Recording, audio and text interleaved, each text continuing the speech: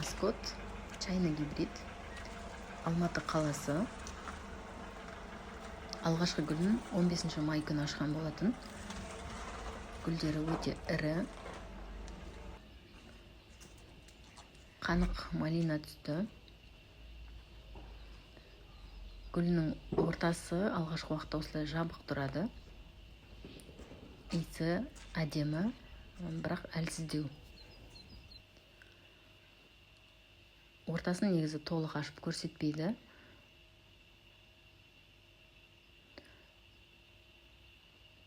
Отыз градусқа дейінгі температурада өзін жақсы сезінеді.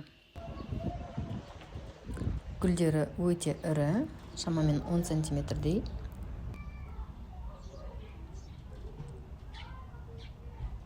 Өте қатты ыстықта гүлдері күйіп бастайды. Жаңбырға шыдамды. Осы гүл ашқалы бері 4-5 рет жаңбыр жауған болатын, бірақ оның бәрінен жақсы шықты.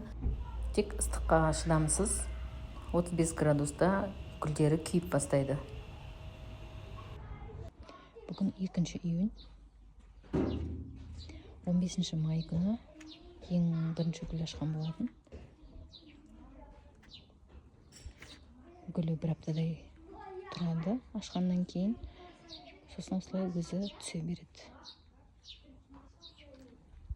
Қазір енді ашатын бутондар, біраз бутон бар, және жаңадан бүршіктер атып бастады. Келесі екінші толқын гүлдеуге, Құдай қаласа.